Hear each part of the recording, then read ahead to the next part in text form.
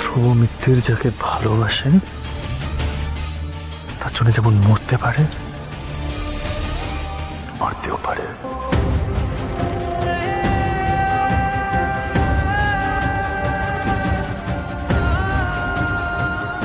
আচ্ছা বেশ, এবার আর নিজেকে কষ্ট না দিয়ে বাড়ি যান।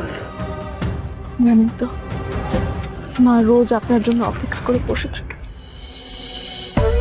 আপনি কেন মাকে কষ্ট দিচ্ছেন বলুন তো? আপনার নিজের দিকে খেয়াল রাখছেন না বাড়ির লোকেদের দিকে? সবাই আপনার জন্য চোখের জল ফেলে, এটা আপনি বুঝতে পারেন না?